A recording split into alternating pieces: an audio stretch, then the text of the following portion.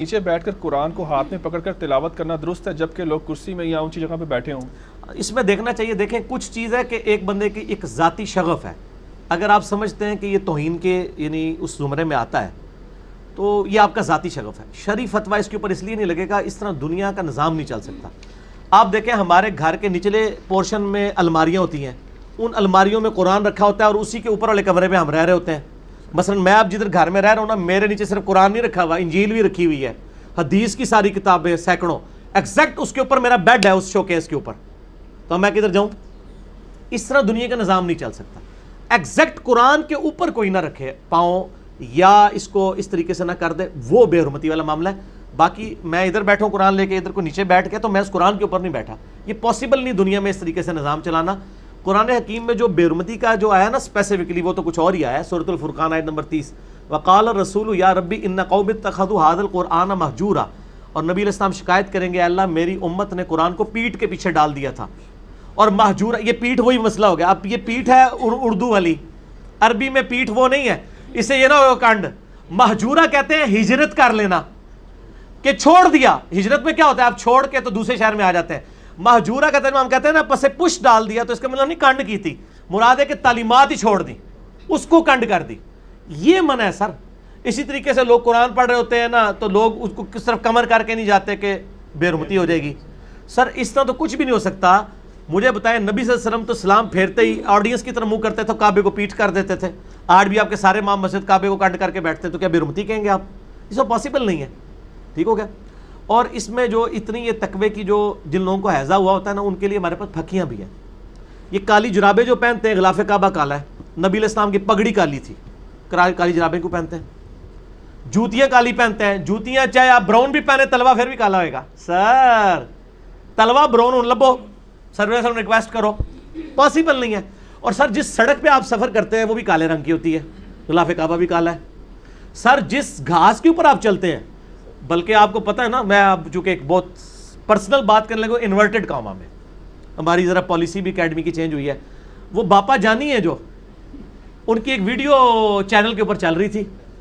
وہ جناب وہ سائڈ پہ کھڑے ہوئے ہیں اور آگے سبز گھاس ہے, ایسے ڈر کے کھڑے ہوئے ہیں. وہ کہتا ہے باپا جانی آگے ہیں, وہ کہتے ہیں نہیں گنبد خضرا سبز ہے اور یہ گھاس بھی سبز ہے, میں بے حرمتی نہیں کر سکتا اس پہ پاؤں. یہ گھاس سر, یہ بے حرمتی کس نے کروائی ہے؟ اللہ نے اگائی ہے نا گھاس. اللہ تعالیٰ کالی بھی نہ اگاتا, سبز بھی نہ اگاتا, کوئی اور اگا دیتا. اس طرح آپ اس طرح کچھ کام نہیں چلے گا. البتہ قرآن پاک اگر آپ نے ہاتھ میں پکڑا ہوا ہے یا ڈیسک پہ رکھا ہوا ہے, ٹھیک ہے, بالکل درست ہے. جھولی میں بھی آپ رکھ سکتے ہیں, کوئی حرج نہیں اس کے اندر, یہ کوئی بے حرمتی والی.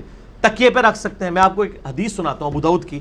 نبی صلی اللہ علیہ وآلہ وسلم, پہلے میں آپ سے فتویٰ لے لوں, ہمارے گھروں میں بڑی بوڑھیاں تکیے پہ نہیں بیٹھنے دیتی. کیوں؟ قرآن رکھ کے پڑھا ہے. ٹھیک ہو گیا جی. اس میں ایک اور بھی بات اچھا, ہے, وقت کی مسئلہ بھی ہے. وہ جو ٹوٹ جاتا ہے اور اس کی وجہ سے گردن میں وہ کیا کہتے ہیں بل, وہ پڑ جاتا ہے, اس وجہ سے. چلے وہ اور بھی باتیں ہوں گی. بہرحال اس میں کہ وہ کہتے ہیں بے حرمتی ہوتی ہے. اچھا جی, مان لیا. کیوں کہتے ہیں قرآن رکھ کے پڑھتے ہیں. ٹھیک ہو گیا. اب میں آپ کو بتاتا ہوں نبی صلی اللہ علیہ وآلہ وسلم کی اپنی حدیث ابو داؤد کے اندر, رجم کی سزا والے چیپٹر میں.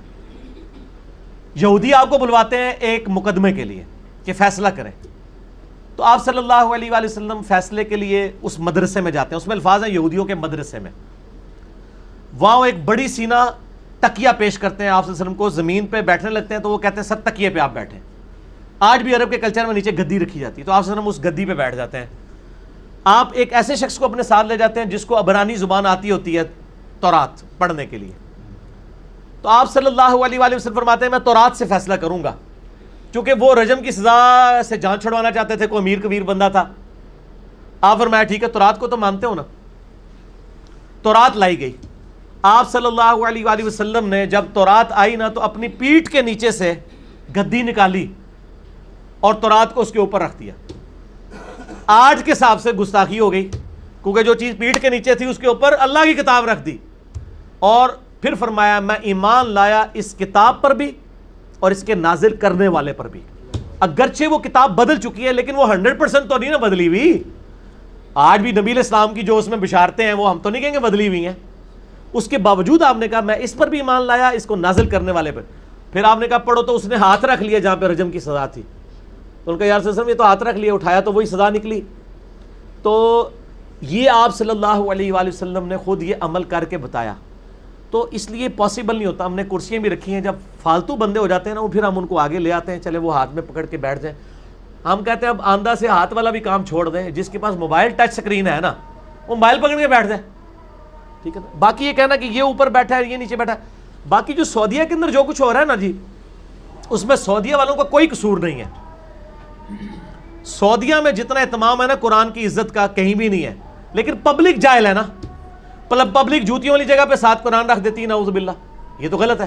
انہوں نے مسجد کے اندر ہزاروں الماریاں رکھی ہوئی ہیں پیتل کی بنی ہوئی, ان کے آگے باقاعدہ ڈسٹ پروف پلاسٹک لگائے ہوئے ہیں ہر چپے چپے پہ, پھر بھی کوئی سستی کر کے رکھ لے, اس میں سعودیہ کا تو کوئی قصور نہیں ہے, ان تو اہتمام کر دیا نا, ٹھیک ہے. اور ادھر جو کچھ ہو رہا ہے ادھر تو کوئی بھی قصور ماننے کے لیے, ادھر کوئی مزار نہیں جس کے اوپر لوگ سجدے نہ کر رہے ہو. وہ کہتے ہیں یہ جہل عوام کر رہی ہے جی, ادھر بزرگاں دا تے قصور نہیں, تے تواڈے بزرگاں دا تے گدی نشیناں دا کوئی قصور نہیں, تے سعودیہ دا کہ قصور ہے جو لوگ یہ کام کر دے نا, وہ بھی تو لوگ خود ہی کر رہے ہیں نا. سعودیہ تو پورا اہتمام کیا ہوا ہے, لیکن اگر ویسے کسی کو ٹسل ہو گئی ہے تو اس کا تو کوئی علاج نہیں ہے. مغرب کی اذان شروع ہونے لگی ہے, اس کو سٹاپ کر دیں انشاءاللہ تعالی. بقیہ سوالات جو ہیں وہ مغرب کے بعد انشاءاللہ کریں گے. ہاں جی جناب, مغرب کے وقفے کے بعد اللہ کا نام لے کے اگلے سوالات شروع کریں گے. اچھا بھائی, اگلے 2-3 سوال تھوڑے الزامی ٹائپ کے ہیں. اس میں سے یہ کہ یہ کیسا ظلم ہے کہ آپ اپنے آپ کو صرف مسلم کہتے ہیں, کیا باقی کافر ہے جو آپ اپنے آپ کو مسلم کہتے ہیں؟ توبہ توبہ توبہ توبہ, ڈیڈا ڈی گل کر دینا, استغفر اللہ. یعنی یہ دن بھی آنا تھا کہ مسلمان اپنے آپ کو مسلمان نہیں کہہ سکتا, اور باقی آپ جو مرضی اپنے آپ کو کہیں وہ کسی کو نہیں تکلیف ہوتی ہے. حالانکہ وہ سارے انڈیا کے شہروں کے نام ہیں. دیوبند 1867 میں مدرسہ دیوبند شہر میں بنا, اس سے پہلے دنیا کا کوئی مسلمان دیوبندی نہیں تھا بلکہ مسلمان ہی تھا. دیوبندی بھی مسلمان ہے لیکن وہ بغیر دیوبندی کے ہی چھڑا مسلمان ہوتا سی, گلابی مسلمان نہیں, صرف مسلمان. 1896 میں منظور الاسلام بریلوی میں مدرسہ بنا. اس سے پہلے دنیا میں سارے جو بریلوی بھی تھے نا بعد میں ہونے والے, وہ چھڑے مسلمان ہی سن. تو سر آپ نے تو انڈیا کے شہروں سے اپنی نسبتیں جوڑی, اور یہاں دعا کروا رہے ہوتے ہیں انڈیا سے میچ جیت جائیں. میچ پھر بھی نہیں تسی جیتنا, کیونکہ تسی اپنی نسبتیں اتھے ہی جوڑیاں ہوئی ہیں, ٹھیک ہے. تو مطلب یہ نسبتوں کے اوپر آپ لوگ جو فخر محسوس کرتے ہیں, ہمیں فخر ہے. ہمارا نام ہمارے جد امجد نے مسلم رکھا ہے. سورۃ الحج کی آخری آیت ہے, ملت ابیکم ابراہیم, پیروی کرو اپنے باپ ابراہیم کی ملت کی. ہوا سماکم المسلمین, اس نے تمہارا اسم مسلم رکھا ہے. من قبل وفی ھذا, اس قرآن کے نزول سے پہلے بھی اور اس کتاب میں بھی. یہ قرآن میں واحد موقع ہے جہاں مسلم ایز اے اسم آیا ہے, صفت کے طور پہ نہیں.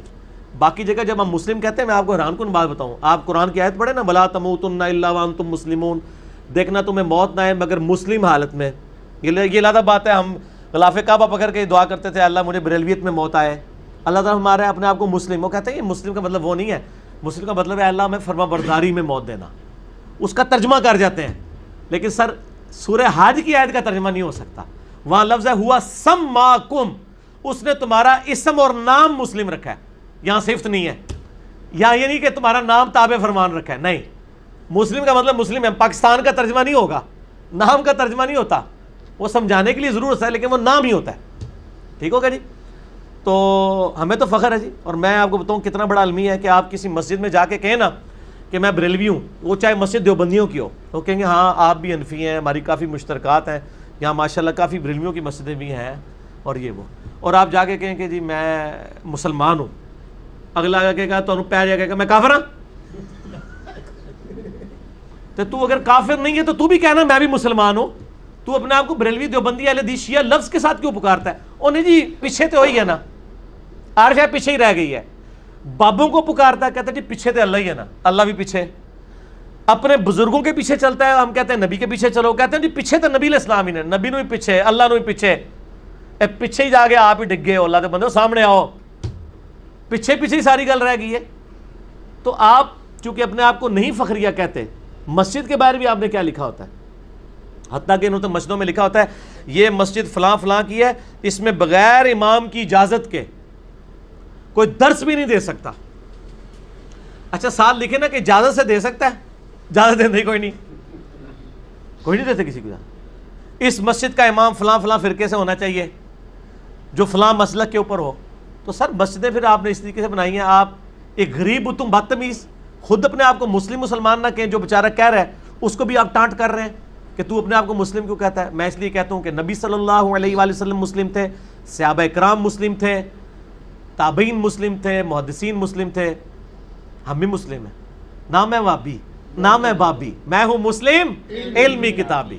نہ ہم بابوں کا دفاع کرنے والے ہیں, نہ سو کالڈ ہم وابی ہیں, بلکہ ہم علمی کتابی طریقے سے چلنے والے مسلم ہیں. اچھا مجھے یاد آیا, وہ میں نے جو پچھلی حدیث بیان کر دی تھی نا, وہ سعد ابن ابی وقاص اور خالد بن ولید, وہ حضرت جو ہے وہ عبد الرحمن بن عوف ہیں. ویسے تو سعد ابن ابی وقاص بھی سابقون الاولون میں سے ہیں, اور میں وہ عمر سیریز آپ دیکھیں گے نا, اس میں آپ کو اندازہ ہوگا حضرت علی تو صرف 8 سال کے تھے جب نبی علیہ السلام نے دعوت کا آغاز کیا ہے. اس وقت حضور کے ساتھ جانثاری اور باڈی گارڈ کون تھے؟ حضرت علی تو نہیں تھے, ظاہر ہے 8 سال تو بچہ ہوتا ہے. وہ یہی لوگ تھے, سعد ابن ابی وقاص, عبد الرحمن بن عوف, یہ بڑے بڑے صحابہ تھے. حضرت علی پھر جب میدان میں اترے پھر تو ساروں کو پیچھے چھوڑ گئے نا. لیکن اوائل کے اندر جب تک حضرت علی 15-16 سال کے نہیں ہوئے, وہ 7-8 سال انہی صحابہ نے حضور کی اس طریقے سے حفاظت کی ہے دنیاوی اسباب کے اعتبار سے. تو ہر صحابی کا اپنا مقام ہے الحمدللہ. ٹھیک ہو. اچھا اگلی بات آ جاتی ہے کہ آپ لوگوں کو قرآن ڈائریکٹ پڑھنے کا کہہ کر دراصل گمراہی کا دروازہ کھول لیں, کچھ خدا کا خوف کریں. ہاں جی, میں اللہ کا خوف کرتا ہوں, اسی لیے لوگوں کو کہتا ہوں کہ قرآن پڑھیں, کیونکہ مجھے پتہ ہے کہ قرآن میں یہی لکھا ہے. سورۃ الانعام کی آیت نمبر 19 ہے, وَأُوحِيَ إِلَيَّ هَذَا الْقُرْآنُ لِأُنذِرَكُم بِهِ وَمَن بَلَغَ. اے نبی علیہ السلام فرما دیجئے مجھے قرآن اللہ نے اس لیے وہی کیا تاکہ اس قرآن کے ذریعے میں تم تک دعوت و تبلیغ پہنچاؤں, اور جس تک یہ قرآن پہنچ جائے وہ بھی اس قرآن کے ذریعے تبلیغ کرے.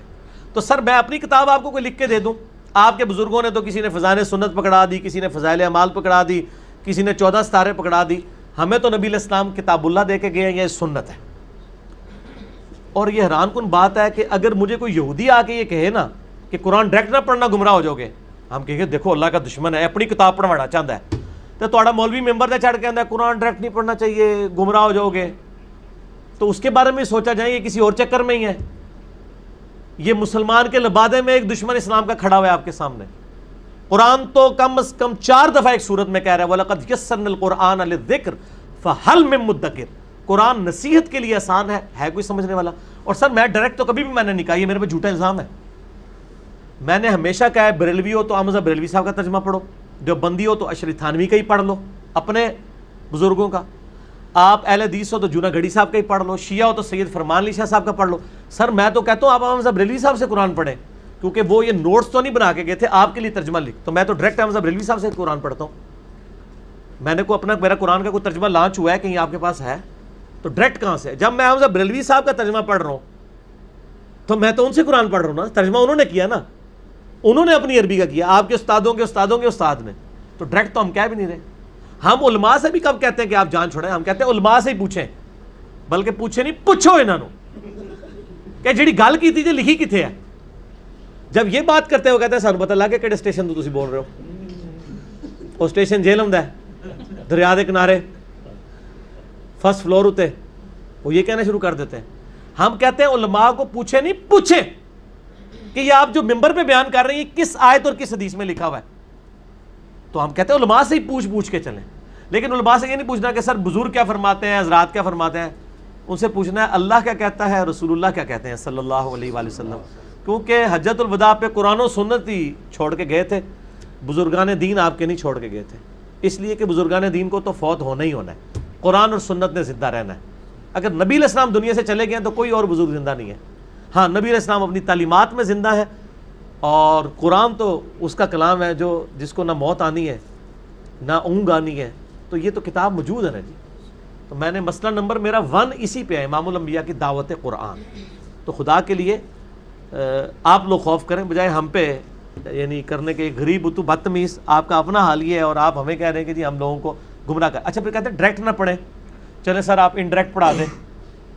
کس مسجد میں درس قرآن ہوتا ہے؟ کہتے ہیں ڈائریکٹ نہیں پڑھنا چاہیے, علماء سے پڑھنا چاہیے. تو سر علماء پڑھاؤ نا. ابھی شکر ہے سنا ہے پی ٹی اے کی گورنمنٹ نے اناؤنسمنٹ کی ہے کہ کمپلسری میٹرک تک قرآن ترجمے سے ختم کروایا جائے گا. تو وہ بھی ایک سٹیپ ایک پولیٹیکل گورنمنٹ نے ہی لیا ہے نا, علماء نے تو کہیں قرآن نہیں شروع کیا ہوا. وہ تو صرف سپارے پڑھنے کے لیے اور میت کو بخشنے کے لیے انہوں نے قرآن کو سمجھا ہوا ہے. تو ہمیں تو کہتے ہیں ڈائریکٹ نہ پڑھو, اصل میں کہہ رہے ہوتے ہیں ناسی پڑھے نہ تو پڑھن دینا.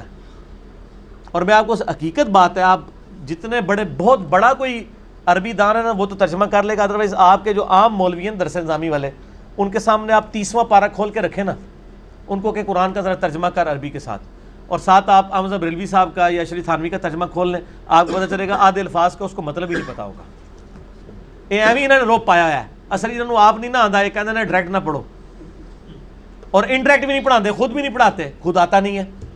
ورنہ تو درس قرآن کریں نا, اپنی اپنی مولویوں کی کتابیں لے کے مسجد کے بعد بیٹھ جاتے ہیں نا نماز پڑھنے کے بعد, قرآن بھی کھول کے بیٹھے.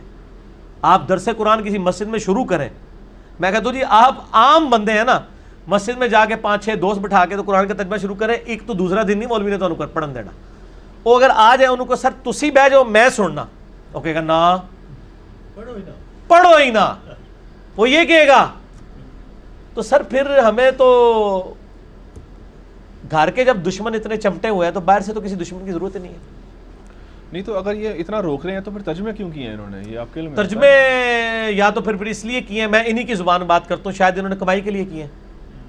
میرا خیال نہیں کہ اس وقت کمائی کا کوئی ذریعہ تھا, انہوں نے ہمارے لیے کیے ہیں ترجمے. اب پیچھے لوگوں نے کمائیاں شروع کر دی ہیں. دو ہی ہو سکتا ہے نا, یا پرسنل نوٹس ہو, وہ پرسنل ہوتے تو پرنٹ نہ ہوتے, پرسنل نہیں ہے. دوسرا ہے کمائی کا ذریعہ ہو, یہ ماننے کے لیے تیار نہیں ہو گئے جی ہم نے تو قرآن تو نہیں بیچنا. تیسرا کیا جی عوام جان جائے, تو اسی کے لیے. اسی لیے تو دیکھیں نا ساتھ پورے قرآن میں لکھا ہوتا ہے ایاک نعبد و ایاک نستعین, حاشیے میں یا علی مدد بھی لکھا ہوتا ہے. اللہ کی بات نہیں ماننی, ساتھ بیچ میں اپنا بھی لقمہ جو ہے نا. اور میں کہتا ہوں, میں داد دیتا ہوں کم از کم شیعہ نے یہ حرکت نہیں کی ہے. شیعہ کا آپ ترجمہ پڑھیں سید فرمان علی شاہ صاحب کا, ایاک نعبد و ایاک نستعین کی تفسیر میں انہوں نے لکھا ہے کہ یہ آیت واضح دلیل ہے کہ اللہ کے علاوہ کسی کو مدد کے لیے نہیں پکارنا چاہیے. انہوں نے یا علی مدد نہیں لکھا ہوا, لیکن احمد بریلوی صاحب کی جو کنز الایمان کے ساتھ حاشیہ لگا ہوا ہے اس میں سارے بزرگ مانگے ہوئے ہیں, اور سر دیوبندیوں نے بھی یہی کیا ہوا ہے. تفسیر عثمانی میں بھی ساتھ لکھا ہوا ہے کہ جو اولیاء اللہ سے مانگا جاتا ہے دراصل اللہ ہی سے مانگنا ہوتا ہے وہ. تو سر پھر تسی کہندے ہو سی ٹھیک ہے, شیعہ نے یہ جرت نہیں کی ہے جن کے اوپر ٹیگ لگا ہوا ہے. تو پھر دیکھ اور کھول کے دیکھ لیں, میرا تو ایک کلپ ہے قرآن کی 8 ٹرانسلیشنز کا اختلاف, ہزاروں لوگوں نے دیکھا, اس میں نے HD کیمرے میں یہ دکھائے ہیں, سب نے ترجمہ صحیح کیا ہوا ہے, تفسیر میں کوئی نہ کہیں ڈنڈی ماری ہوئی ہے.